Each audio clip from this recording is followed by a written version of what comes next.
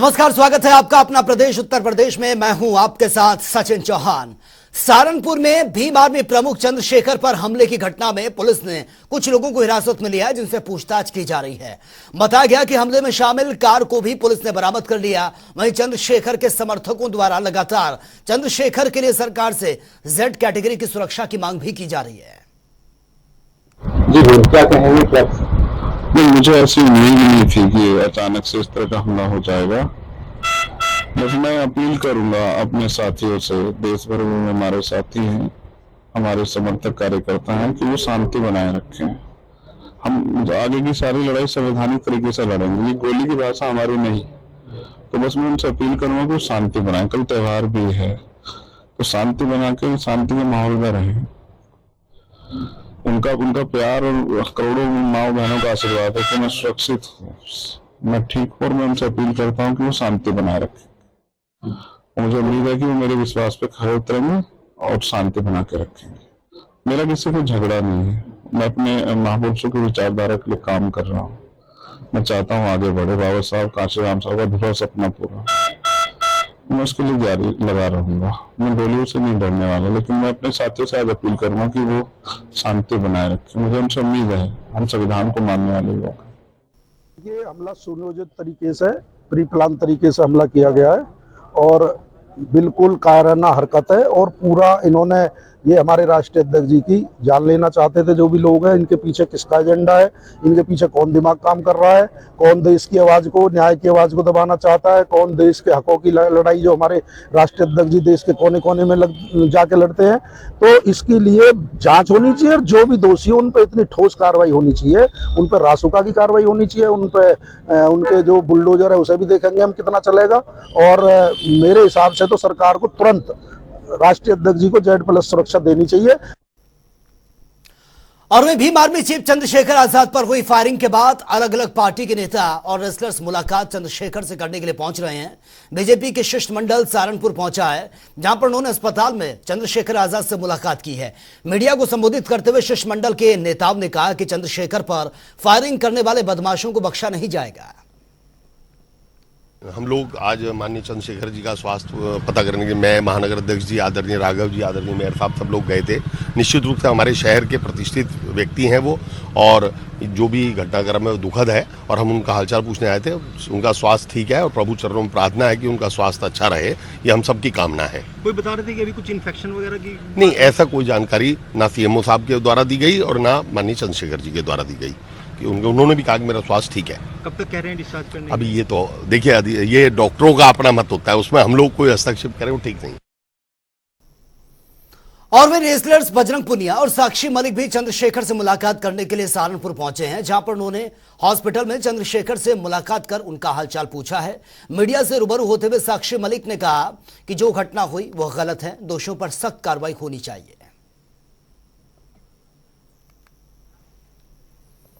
और भी प्रदेश के उप मुख्यमंत्री केशव प्रसाद मौर्य ने विपक्ष की बैठक पर निशाना साधा है। उन्होंने कहा कि यह गठबंधन नहीं, यह ठगबंधन है। विपक्षों पर भ्रष्टाचार के अनेक आरोप लगे हैं। विपक्ष के सभी नेता भ्रष्टाचारी हैं। प्रधानमंत्री जी ने मेरा बूथ सबसे मजबूत, अर्थात बूथ जीता तो चुनाव जीता, इस कार्यक्रम को संबोधित करते हुए विशेष तौर से जो कांग्रेस की अगुवाई में विपक्ष का स्वार्थी गठबंधन कहूँ, ठगबंधन कहूँ, जो भी इनके लिए शब्द प्रयोग किया जाएगा, मैं समझता हूं कि वह हर शब्द इनके लिए उपयुक्त बैठेगा। माननीय प्रधानमंत्री जी ने कहा 20 लाख करोड़ से अधिक के भ्रष्टाचार के आरोप।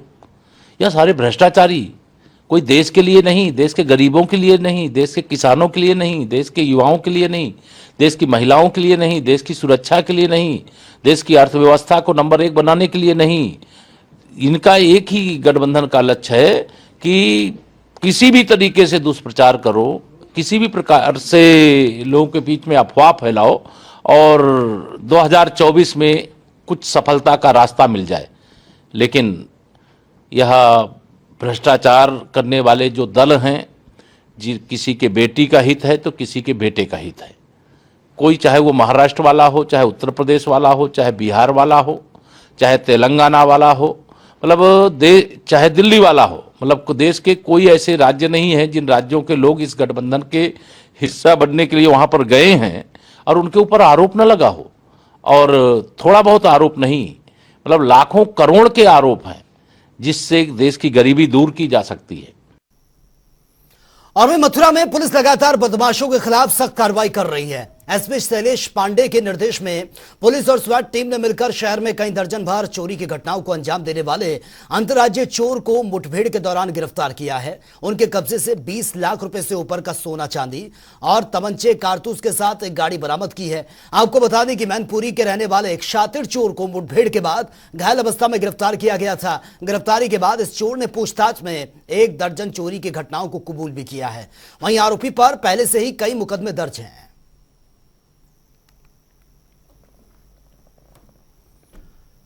और भी प्रदेश भर में आज ईद की नमाज अदा की गई है। शांतिपूर्ण तरीके से ईद का त्यौहार मनाया गया। मथुरा, बागपत, अमेठी में ईद की नमाज शांतिपूर्वक तरीके से अदा की गई है। मस्जिद में बड़ी संख्या में लोगों ने नमाज अदा की। ईद के त्यौहार पर पुलिस प्रशासन पर अलर्ट मोड पर पुलिस प्रशासन नजर आया। ईद के समय भारी पुलिस बल भी तैनात था। ये तस्वीरें आपके सामने हैं लखनऊ, बाराबंकी, अयोध्या, आगरा, उन्नाव और गोरखपुर की तस्वीरें, जहां पर ईद के त्यौहार को बहुत ही शांतिपूर्वक तरीके से मनाया गया और एक दूसरे को मिलकर भाईचारे का संदेश भी ये दिया गया। हमीरपुर, बरेली, मुजफ्फरनगर, देवरिया और वाराणसी की तस्वीरें आपके सामने हैं। पहले ईद उल अजहा की हिंदुस्तान के निवासियों को, शहरवासियों को ईद उल अजहा की हार्दिक शुभकामनाएं देता हूं। प्रतिवर्ष की भांति जिस तरह से ताजमहल की मस्जिद में नमाज होती है अदा की गई। नमाज के बाद देश में अमन और चैन की दुआ मांगी गई। सबसे पहले आप सबको ईद उल अजहा की बहुत बहुत मुबारकबाद। ईदगाह मुजफ्फरनगर पर ईद उल अजहा की नमाज साथ खैरियत के सुकून के साथ अदा हो गई है। और जो अब कुर्बानी का मसला है उसमें मैं आप लोगों से यही कहना चाहूँगा कि आप अपनी कुर्बानी कीजिए जिस तरह से करते आए हैं, लेकिन इसमें साफ़ सफाई का ख़ास तौर से ध्यान रखें और कोई भी आलाइश जो है वो सड़क पर न डालें, नगर पालिका की गाड़ी में डालें और साथ ही साथ उसकी कोई वीडियो कुर्बानी करते हुए न बनाएं और ना। आज बकरीद के त्यौहार के दौरान यहाँ पे सभी जगह चाकचौबंद सुरक्षा की व्यवस्था की गई है। माउंटेड पुलिस से भी पेट्रोलिंग की गई है। उसके साथ साथ पीएसी, आरएएफ और जिला पुलिस के लोग सभी तैनात हैं। ड्रोन से भी निगरानी की गई थी प्रातः में। सभी लोगों ने यहाँ शांतिपूर्वक तरीके से नमाज ऑलमोस्ट अदा कर ली है और बाकी इनके जो प्रोसेसन्स हैं वो सब निकाले जा रहे हैं और मैं उम्मीद करता हूँ कि शांतिपूर्ण तरीके से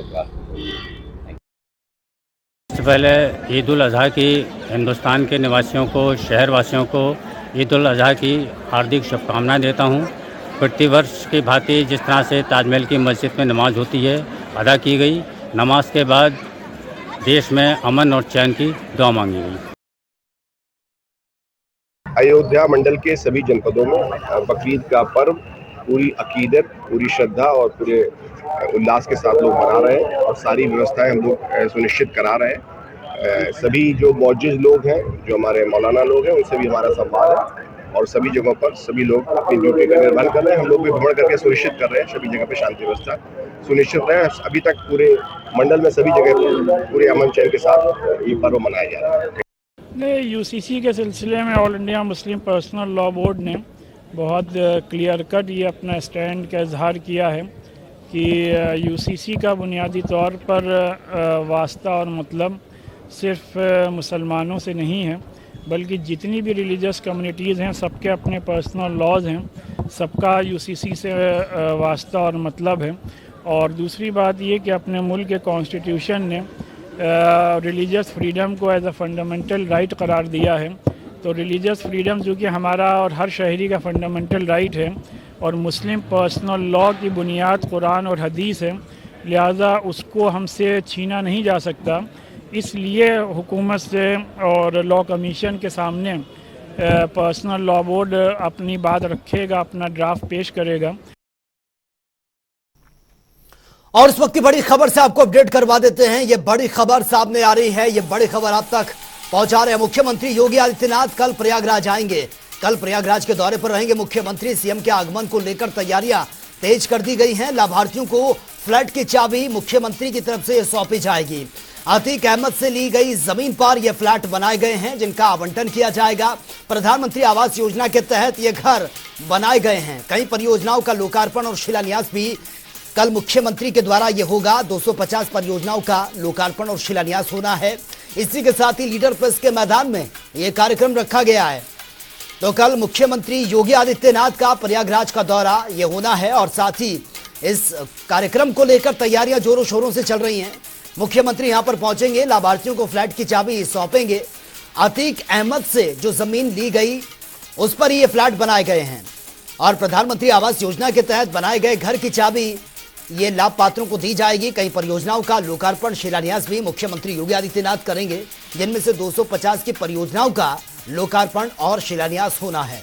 लीडर प्रेस के मैदान में कार्यक्रम का आयोजन होगा। तैयारियां जोरों शोरों से चल रही हैं। खुद मुख्यमंत्री योगी आदित्यनाथ इस कार्यक्रम में शिरकत करेंगे और तमाम गणमान्य लोग भी उनके साथ मौजूद रहेंगे। यहां पर पहुंचकर लाभार्थियों को फ्लैट की चाबी वो सौंपेंगे।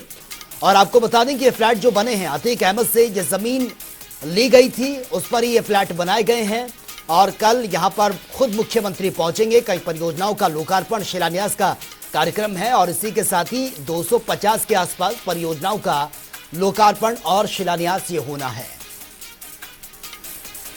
और ज्यादा जानकारी के साथ सैयद मोहम्मद आमिर इस वक्त हमारे साथ बने हुए हैं। आमिर, कल मुख्यमंत्री योगी आदित्यनाथ का कार्यक्रम ये होना है। खबर ये भी है कि वो फ्लैट्स की जो चाबी है वो लाभार्थियों को सौंपेंगे। क्या कुछ ये कार्यक्रम आगे रहेगा कल और किस तरीके से तैयारियां चल रही हैं? जी सचिन, बता दें जहां प्रयागराज में सीएम योगी आदित्यनाथ कल आएंगे और अतीक अहमद से खाली कराई गई जमीन पर 75 फ्लैट बनाए गए थे जिनके लाभार्थियों को चिन्हित कर लिया गया। आज उनको वो चाबी कल सौंपने यहाँ पर प्रयागराज पहुंचेंगे, जहाँ प्रयागराज के लीडर रोड स्थित डीएसए ग्राउंड मैदान में डीएसए के सामने लीडर प्रेस मैदान में वे सभा को संबोधित भी करेंगे। वहीं चंद कदम की दूरी पर फ्लैट है, वहां का भी वो निरीक्षण करेंगे। जी आपको बता दें कि सबसे बड़ी बात है कि यहाँ पर करीब 250 परियोजनाओं का लोकार्पण और शिलान्यास भी सीएम योगी आदित्यनाथ करेंगे, मगर बारिश ने कहीं न कहीं मुश्किलें बढ़ा दी है और ऐसे में बरसात के कारण यहाँ पर पूरा जलमग्न मैदान हो गया था, मगर प्रशासन पूरी तरह से यहाँ पर लगा हुआ है और साथ ही यहाँ पर मजदूरों के द्वारा जेसीबी के द्वारा जो जमीन दलदल हो गई थी उस पर मट्टी डालकर बराबर की जा रही है और वाटर प्रूफ पंडाल बनाए जा रहे हैं। ऐसे में सारी बरसात को देखकर व्यवस्थाएं की जा रही है जिसके वजह से कार्यक्रम में कोई बाधा उत्पन्न ना हो। जी सचिन, बिल्कुल आमिर, बड़े स्तर पर यह कार्यक्रम का आयोजन किया जाएगा। जिस तरह से आप बता रहे हैं कि कई परियोजनाओं का शिलान्यास लोकार्पण होगा और लाभार्थियों को उनके फ्लैट की चाबी सौंपी जाएगी, लेकिन कल मुख्यमंत्री तो मौजूद रहेंगे, उनके साथ क्या कोई और दिग्गज भी नजर आ सकता है मंच पर? जी बता दें, शहर पश्चिमी से विधायक सिद्धार्थ नाथ हैं जो कि पूर्व स्वास्थ्य मंत्री भी रह चुके हैं, उनके क्षेत्र का मामला है तो वो तो वहां पर मौजूद होंगे, मगर साथ ही डिप्टी सीएम केशव प्रसाद मौर्य, सांसद केसी देवी पटेल और भी कई मंत्री और विधायक यहाँ पर मौजूद रहेंगे। ठीक है, चलिए बहुत प्रयागराज में काफी बड़ा कार्यक्रम माना जा रहा है। ठीक है, बहुत बहुत शुक्रिया आपका इस तमाम जानकारी के लिए।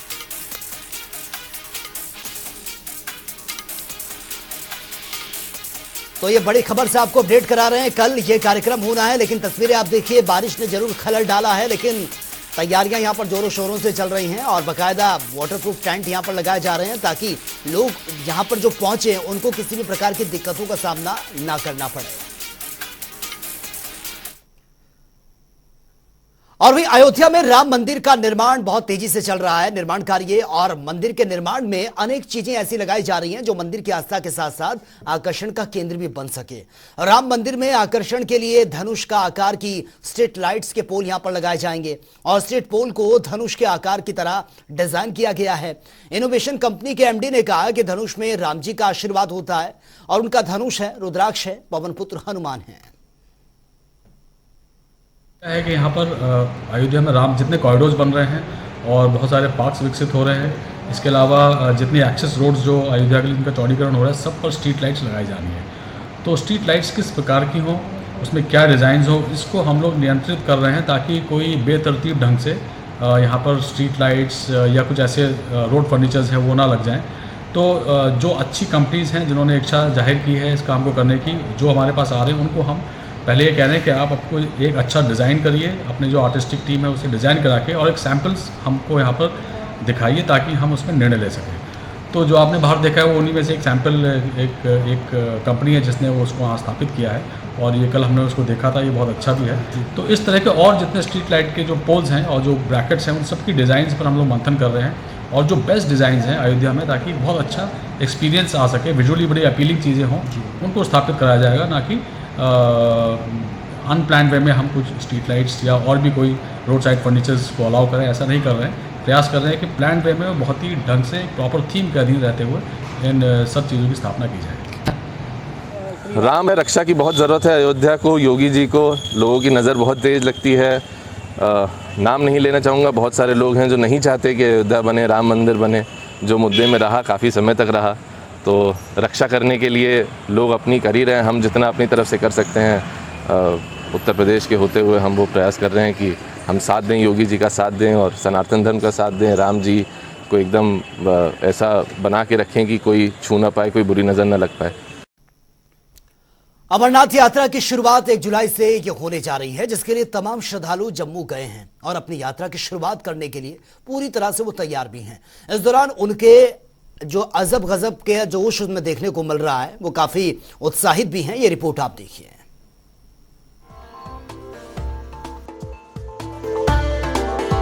अमरनाथ यात्रा की शुरुआत 1 जुलाई से होने जा रही है, जिसके लिए तमाम श्रद्धालु जम्मू पहुंच गए हैं और अपनी यात्रा की शुरुआत करने के लिए पूरी तरह से तैयार हैं।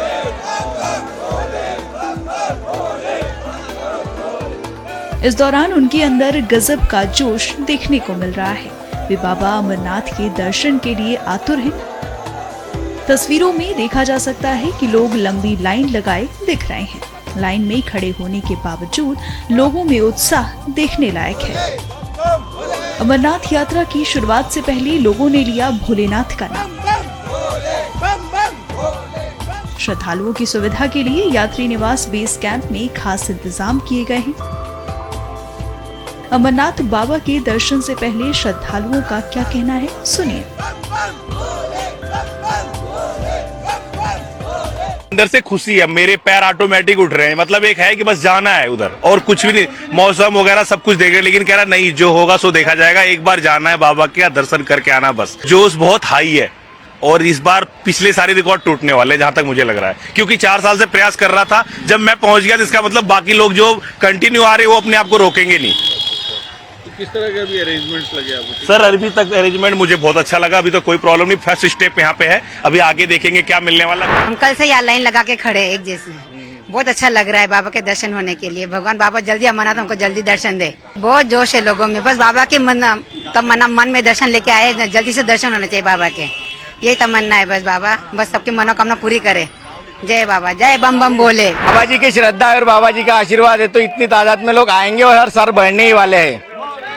क्या कहेंगे, कितना एक मन में जज्बा है बाबा के दर्शन करने? बाबा के दर्शन करने के लिए ऐसा जज्बा है तो हर साल जज्बा बढ़ने ही वाला है। हम पिछले 6 सालों से आ रहे हैं, हमको हर साल 2nd, 3rd या 4th जत्था मिलता था। इस साल हमने पूरी प्लानिंग 3 महीने पहले से किया है। 17 अप्रैल को जैसा साइन बोल का साइड ओपन हुआ वैसे हमने ऑनलाइन रजिस्ट्रेशन सब चीज पहले से ही तैयारी चालू कर दी थे। हम ग्रुप रजिस्ट्रेशन में आए, हमारे साथ में 115 यात्री हम महाराष्ट्र से आए हुए हैं। आपको बता दें कि 1 जुलाई से शुरू होने वाली अमरनाथ यात्रा के लिए अब तक करीब 3 लाख तीर्थ यात्री अग्रिम पंजीकरण करवा चुके हैं। भगवती नगर से कल श्रद्धालुओं का पहला जत्था पवित्र अमरनाथ गुफा के लिए रवाना होगा।